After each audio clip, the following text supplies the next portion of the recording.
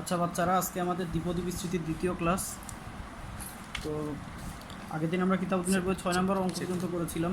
আজকে 7 থেকে শুরু করি। 7-এর দেখো,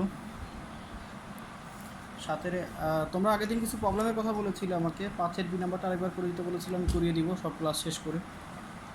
নতুন প্রবলেম শুরু করছি। 7-এর দাগ নাম্বারটা দেখো, আমাদেরকে বলছে a + 2x তার হোল টু দি পাওয়ার 5 এর বিস্তৃতি থেকে x⁴ এর সহগ 320 বলেছে। এর মান কত বের করো। তো ঠিক আছে, আমরা আগে দেখি কততম পদে x⁴ আছে। দেখো, আমরা অলরেডি সূত্র শিখেছি। ধরি tr+1তম পদে x⁴ আছে, তাহলে আর এর মান কত? আর এর মান হচ্ছে 5 × 0। দেখো, প্রথম পদে কোনো x নেই, তার মানে এখানে x এর পাওয়ার 0, তার মানে p এর মান হচ্ছে 0। 5 × 0 মাইনাস k এর মান হচ্ছে 3। নিচে হচ্ছে 0 মাইনাস কিউ এর মান হচ্ছে, দেখো এখানে x এর পাওয়ারটা হচ্ছে কিউ এর মান হচ্ছে 1 - 1, তাহলে আর এর মান আসছে আমাদের 3। তো এবার আমরা t3+1 মানে চতুর্থ পদ, আমরা জেনে গেছি চতুর্থ পদে x⁴ বিদ্যমান আছে। চতুর্থ পদটা আমরা এখন বের করতে যাচ্ছি। সেটা কী হবে তাহলে দেখো, আমরা জানি চতুর্থ পদ বের করার সূত্র হচ্ছে nc3 × a⁵ - 3 আর 2x তার হোল টু দি পাওয়ার 3। তাহলে এটা আসছে 5c3 × a² × 2³ × x³ তাহলে আমাদেরকে বলেছে যে এই বিসিডিতে এক্সের সহগ হচ্ছে 320। দ্যাট মিন্স এই অংশটার মান 320। বুঝতেছো? তাহলে আমরা লিখতে পারি 5c3 × a² × 2³ = 320 10 × 2³ এর মান হচ্ছে 8 × a² এর মান হচ্ছে 320। তাহলে a² এর মান হচ্ছে 4। তাহলে এর মান কত? এর মান আমরা পাচ্ছি +-2। তাহলে অ্যান্সার হচ্ছে +-2। আমরা একটু চেক করে আসি। 7-এর অ্যান্সার হচ্ছে +-2। ঠিক আছে? তো ঠিক আছে, আমরা নেক্সট অঙ্কে চলে যাচ্ছি। দেখো, আমাদের কোশ্চেনগুলো এবার আস্তে আস্তে একটু কঠিন হওয়া শুরু করছে। 1 - x তার হোল টু দি পাওয়ার 8 আমরা করছি। 7-এর বি নাম্বার অঙ্কটা করছি আমরা। আর হচ্ছে 1 + x তার হোল টু দি পাওয়ার 7।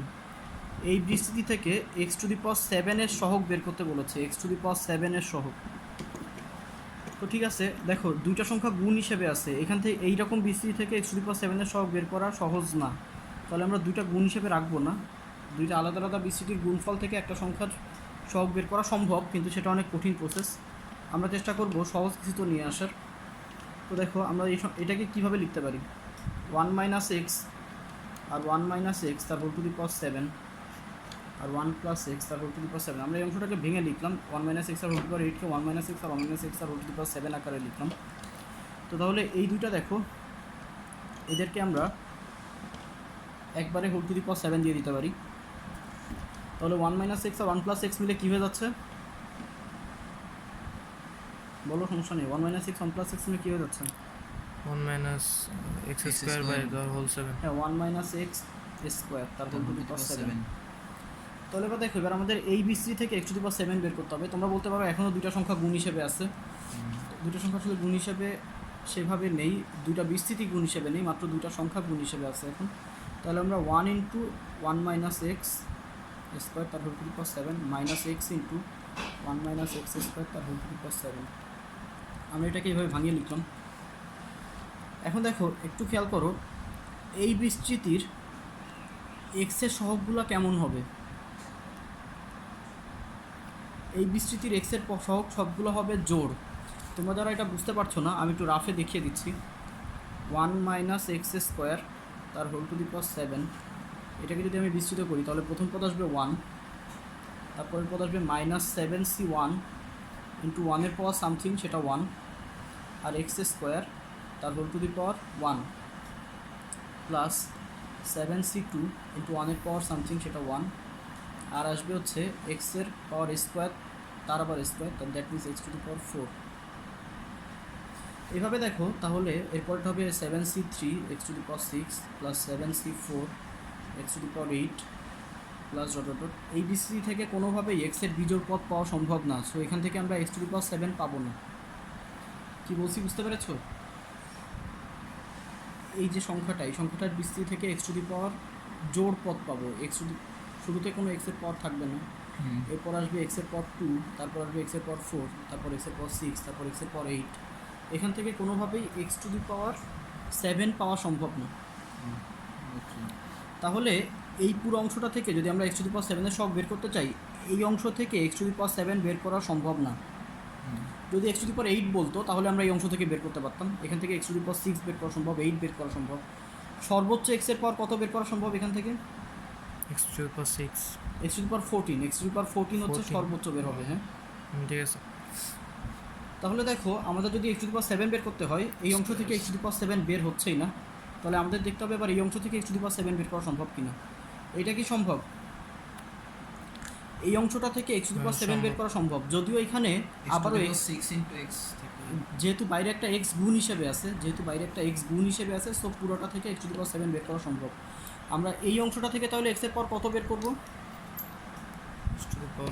আমরা এই অংশটা থেকে যদি এক্স টু দি পাওয়ার 6 এর সহগ বের করি, তার সাথে এই এক্স গুণ হয়ে গেলে টোটাল সহগ এক্স টু দি পাওয়ার 7 বের হয়ে যাবে। কি বলছি বুঝতে পেরেছো?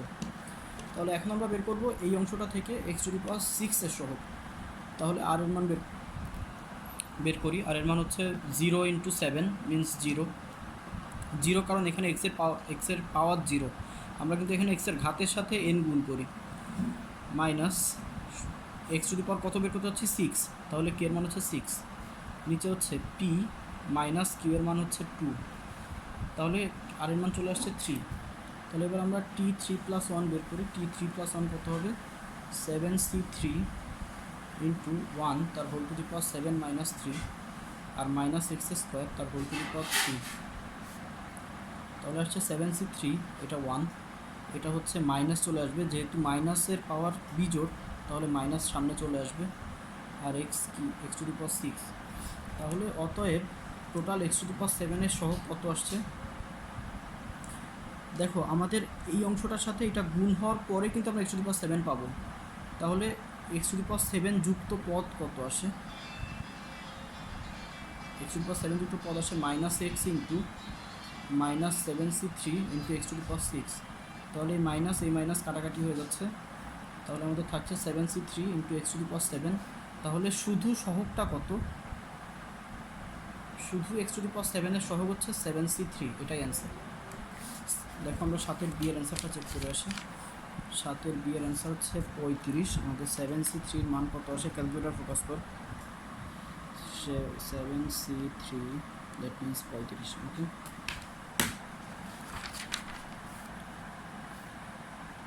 ঠিক আছে, আমরা পরবর্তী অঙ্কে চলে যাচ্ছি। আচ্ছা, এখানে সবসময় জোড় পদ বেরোচ্ছে, তার কারণ পজ কর, একটু পজ কর। আচ্ছা, হোপফুলি 7-এর সি নাম্বার অঙ্কটা তোমরা নিজেরাই পারবে। 7-এর সি তারপর যদি না পারো আমি পরে করিয়ে দেবো। 7-এর ডি নাম্বার অঙ্কটা দেখো, অলমোস্ট একই রকম অঙ্ক। 7-এর ডি আমাদের বলছে 1 + x তার whole to the power n, এই বিস্তৃতির এক্স স্কোয়ার আর এক্স কিউব এই তিনটা পদের সহগ সমান্তর প্রগমনভুক্ত। আচ্ছা, তোমরা সমান্তর প্রগমন কাকে বলে জানো তো? না, সমান্তর প্রগমন হচ্ছে, ধারাই ছিল ওই নাকি? ধরো তিনটা পদ যদি সমান্তর প্রগমনে থাকে, আমি এখানে দেখিয়ে দিচ্ছি। ধরো এ বি আর সি সমান্তর প্রগমনে আছে, এর মানে হচ্ছে এ আর সিকে যোগ যদি আমরা করি তার মান হচ্ছে 2b এর সমান হবে। মানে বুঝতে পেরেছো? যদি তিনটা পদ সমান্তর প্রগমনে থাকে তার মানে হচ্ছে এ আর সিকে যোগ করলে তার মান 2b এর সমান হবে। কিভাবে দেখো, সমান্তর প্রগমন মানে কি? একইভাবে পদগুলো বাড়বে। প্রথম পদ যদি এ হয়, পরের পদ যদি a+k হয়, তারপরের পদ হবে হচ্ছে a+k+k, দ্যাট মিনস a+2k। তাহলে এই দুটো যোগ করে দেখো কত আসে, এই দুটো যোগ করলে আসে 2a+2k, সেটা হচ্ছে এই পদটার ডাবল। বুঝতে পেরেছো? তাহলে সমান্তর প্রগমনের শর্ত হচ্ছে এইটা। তাহলে এখন আমাদের বলছে যে এই বিস্তৃতির এক্স স্কোয়ার আর এক্স কিউব এদের সহগগুলি, এরা না কিন্তু, এদের সহগগুলি সমান্তর প্রগমনযুক্ত। তাহলে তিনটা পদের সহগ কত কত আমরা বের করি, আমরা এটাকে সরাসরি বিস্তৃত করে দিই। তাহলে প্রথম পদটা হবে হচ্ছে 1। তোমরা বলতে পারো আমরা এখানে সূত্র ইউজ না করে সরাসরি বিস্তৃত করছি কেন, সূত্র ইউজ করলে তিনটা আলাদা আলাদা পদের সহগ বের করতে অনেক টাইম লাগবে, আমরা সবসময় শর্টকাট হইতে যাই। আচ্ছা 1 প্লাস হচ্ছে NC1 into x, NC2 into x square, NC3 into x cube. আমরা নর্মাল বিস্তৃত করলাম, আর লাগবে না, আমাদের এক্স কিউব পর্যন্ত সহগ বের করতে বলেছে। তাহলে এখান থেকে আমরা দেখতে পাচ্ছি যে এক্সের সহগ কত, এক্সের সহগ কত, এই পদটাতে এক্স বিদ্যমান, তাহলে এক্সের সহগ হচ্ছে NC1।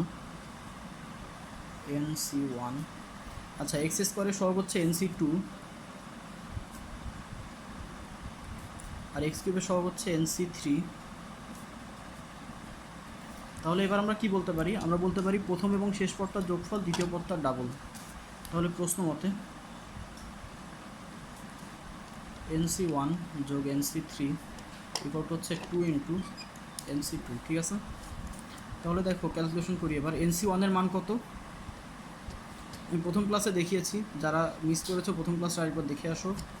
NC1 এর মান n, NC3 এর মান হচ্ছে n into n-1 into n-2 ভাগ 3 ফ্যাক্টোরিয়াল ইকুয়াল টু আমি পাচ্ছি 2 ইন্টু n ইন্টু n-1 ভাগ 2 ফ্যাক্টোরিয়াল, ঠিক আছে।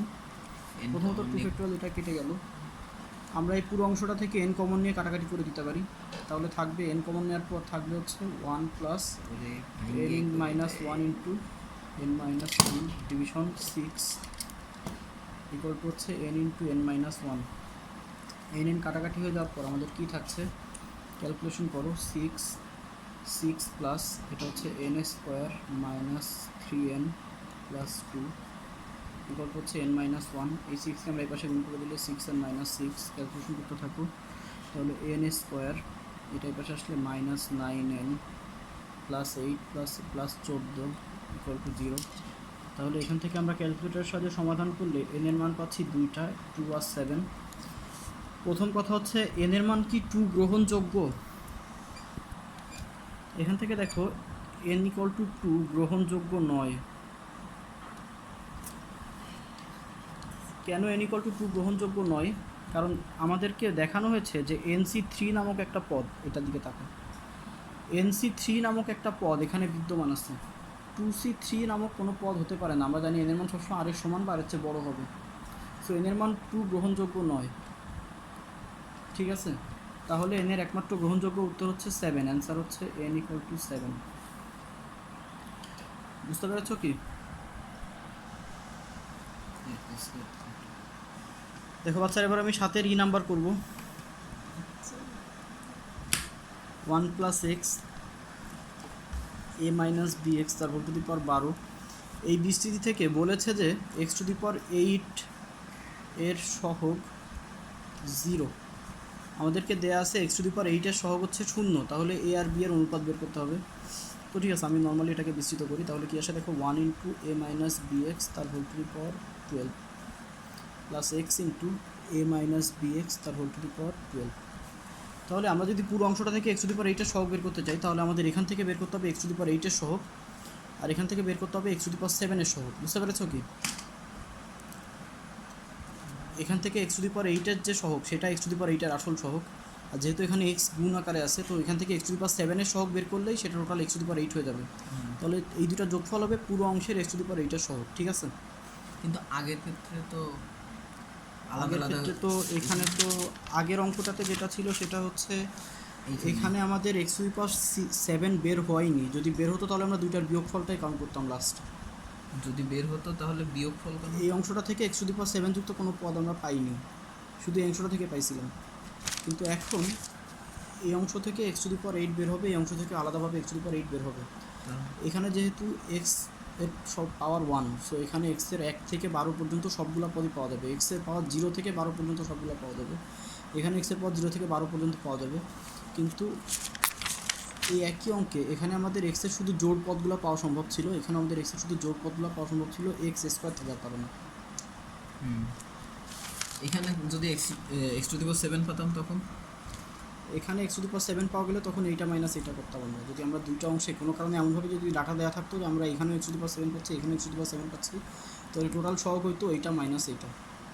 আর এখানে যোগ এটাই আছে তাই অঙ্কে হবে আর কি, যোগ থাকার কারণে তাহলে আমরা এইবারে এক্স টু দি পাওয়ার যে এইটার যে সহগ পাবো আর এখানে এক্স টু দি পাওয়ার এইটার যে সহগ পাবো, দুইটা যোগ করলে তুমি টোটাল এক্স টু দি পাওয়ার এইটার সহগ পাবো। বুঝছে।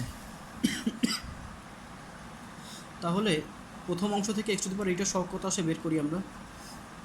তাহলে দেখো টি আর প্লাস 1 বের করো, আর এর মান কত আসে, প্রথমে আর এর মান বের করি। আর এর মান আসবে হচ্ছে 0 মাইনাস 8, এটা হচ্ছে 0 মাইনাস 1, দ্যাট মিনস 8, আর এর মান 8। তাহলে টি 8 প্লাস 1 নির্ণয় করো। টি 8 প্লাস 1 আসবে হচ্ছে 12c8 ইন্টু এর পাওয়ার 12 মাইনাস 8, দ্যাট মিনস 4, আর মাইনাস বি তার হোল টু দি পাওয়ার হচ্ছে 8। তাহলে আমরা পাচ্ছি হচ্ছে 12c8 into a to the power 4 into b to the power 8। আচ্ছা, এবার এই পাশ থেকে এক্স টু দি পাওয়ার 7 বের করতে হবে আমাদের এবার এখান থেকে। তাহলে আর এর মান আরেকটা বের করি, তাহলে সেটা আসবে হচ্ছে 0 মাইনাস 7, 0 মাইনাস 1, দ্যাট মিনস 7। তাহলে টি 7 প্লাস 1 নির্ণয় করো এবার, সেটা আসবে হচ্ছে 12c7 এর পাওয়ার 12 মাইনাস 7 মানে 5, আর বির পাওয়ার মাইনাস বি তার পাওয়ার হচ্ছে 7, মাইনাস বি তার হোল টু দি পাওয়ার 7। তাহলে আমি পাচ্ছি হচ্ছে 12c7 এর পাওয়ার 5, বির পাওয়ার 7 এবং সামনে একটা মাইনাস, মাইনাসের পাওয়ার হোল টু দি পাওয়ার 7 হওয়ার কারণে যেটা মাইনাস হয়েছে। তো ঠিক আছে, তাহলে আমরা এবার কি বলতে পারি, এই দুইটা সহগের যোগফল আমাদেরকে বলে দিয়েছে 0। তাহলে আমরা লিখতে পারি অর্থাৎ 12c8 এর পাওয়ার 4, বির পাওয়ার 8 মাইনাস 12c7 এর পাওয়ার 5, মাইনাস বির পাওয়ার প্লাস না 7 ইকুয়াল টু 0। প্লাস কিন্তু এখানে মাইনাস আসছে, এখানের প্লাস আর এখানের মাইনাস মিলে মাইনাস। তাহলে এইটাই ইকুয়াল টু এটা হয়ে যাচ্ছে। দেখো এখান থেকে সবগুলা এ কাটাকাটিও একটা এই পাশে থেকে যায়, এখান থেকে সবগুলা বি কাটাকাটিও একটা বি এই পাশে থেকে যায়। আপনি এখান থেকে কি এক্স মুক্ত পদ বের করলেন নাকি এই যে এইটা তো ছিল এক্স মুক্ত পদের সূত্র? না, এটা এক্স মুক্ত পদের সূত্র না, এটা এক্সের যে কোনো পদের সহগের সূত্র। কে আছে না ওখানে কে? 12c8 এর মান কত, 12c8 এর মান হচ্ছে 495, 495 ইন্টু বি ইকুয়াল টু আমি পাচ্ছি 12c7। আরে 12c7 যার মান হচ্ছে 792 ইন্টু এ। তাহলে আমাদেরকে বের করতে দিয়েছে এ বাই বি এর মান। তাহলে এ বাই বি, আমি বিকে এই পাশে নিয়ে সেটাকে পাশে নিই। তাহলে এ বাই বি কত আমি পাচ্ছি 495। আমরা করছি কি, আমরা হচ্ছে বিকে এই পাশে নিয়ে আসছি আর এটাকে এই পাশে ভাগ 792।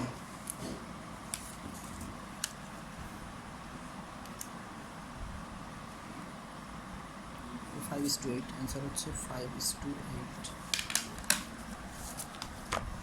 অ্যান্সারটা চেক করি আরেকবার, এটা অ্যান্সার 5:8। ঠিক আছে, তাহলে তো এইগুলা হচ্ছে আজকের।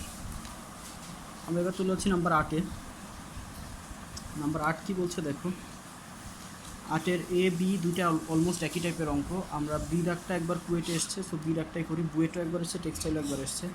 8-এর বি কেতাবুদ্দিনের বইয়ের 8-এর বি দাগ করছি আমরা 2x² plus k by x cube তার হোল টু দি পাওয়ার 10। এই বিস্তৃতির এক্স টু দি পাওয়ার 5 আর এক্স টু দি পাওয়ার 15 এই দুইটা পদের সহগ ওরা বলছে সমান। এই দুইটা পদের সহগ সমান আমাদেরকে দিয়ে দিয়েছে যে এই পুরা বিস্তৃতির এক্স টু দি পাওয়ার 5 আর এক্স টু দি পাওয়ার 15 এর সহগ সমান। তাহলে কে এর মান কত বের করো। তো ঠিক আছে, আমরা আমাদের মতো করে আগে কত নাম্বার পদে এক্স টু দি পাওয়ার 5 আছে আর কত নাম্বার পদে এক্স টু দি পাওয়ার 15 আছে সেই দুটা বের করি। তাহলে R1 কি আসছে আমাদের, R1 আসছে হচ্ছে 10 ইন্টু 2, দ্যাট মিনস 20 মাইনাস 5, নিচে হচ্ছে 2 মাইনাস কত আসবে, মাইনাস আছে প্লাস 5। তাহলে আমরা পাচ্ছি হচ্ছে 15 ভাগ 5। তাহলে কত আসছে 3। তাহলে R1 এর মান 3। তাহলে আমরা T3 প্লাস 1 নির্ণয় করি। T3 প্লাস 1 আসছে হচ্ছে 10c3। আমরা শুধু সহগ নিব, যেহেতু আমাদের বলেছে শুধু সহগ দুইটা পরস্পর সমান, আমরা শুধু সহগ বের করতে যাচ্ছি, পুরা পদ বের করব না। তাহলে ইন্টু 2 তার পাওয়ার 10 মাইনাস 3, দ্যাট মিনস 7, আর ইন্টু কে তার পাওয়ার 3। এবার একই রকমভাবে R2 নির্ণয় করি, যেখানে x টু দি পাওয়ার 15 পদ কত নম্বর পদে আছে সেটা বের করবো। তাহলে 20 মাইনাস 15 নিচে 2 প্লাস 3 দ্যাট মিনস 1। তাহলে T1 প্লাস 1 বের হচ্ছে আমাদের 10C1 2 to the power 9 into কে।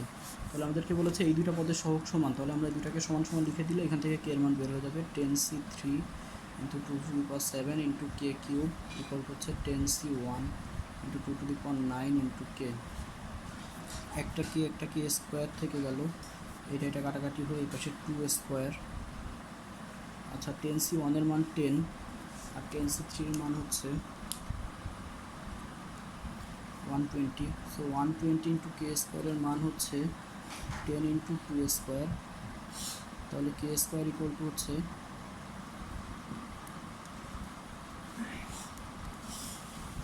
1/3। তাহলে কে এর মান হচ্ছে প্লাস মাইনাস 1/√3, এটা অ্যান্সার। তাহলে 8-এর বি এর অ্যান্সারটা আমরা একটু দেখে আসি, প্লাস মাইনাস 1/√3। ঠিক আছে, আগের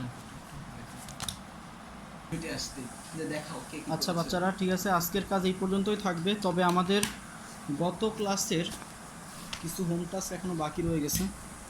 এক হচ্ছে দেখো, এটা হচ্ছে এসইউ আহমেদের বই।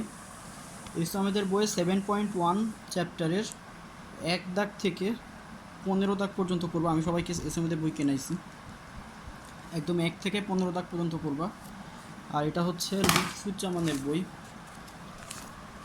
এটা হচ্ছে লুৎফুজ্জামান স্যারের বই, ভালো করে দেখুন। লুৎফুজ্জামানের বইয়ের 1 দাগ থেকে 7 দাগ পর্যন্ত করব। এই বইটার 1 থেকে 7, আর এসো আমাদের বইয়ের 1 থেকে 15, আর কেতাবউদ্দিনের বইয়ের 1 থেকে 9 পর্যন্ত তোমাদের হোম টাস্ক থাকবে। 9 পর্যন্ত, 9 দাগ আমি এখনও করাইনি, তবে আমি আশা করছি তোমরা এটা নিতেই পারবে। তারপর না পারলে আমি পরের ক্লাসে দেখিয়ে দেবো। সো এবার তোমাদেরকে বলি, আজকে আমাকে সব হোম টাস্ক দেখাতে হবে। গুগল মিট তোমরা হচ্ছে যে যার মতো বাড়িতে সবগুলো অঙ্ক করে আজকে আমার গ্রুপে সবাই সবগুলো ছবি তুলে আপলোড করবা। ভাই ঠিক আছে, তাহলে আজকে এই পর্যন্তই থাকলো।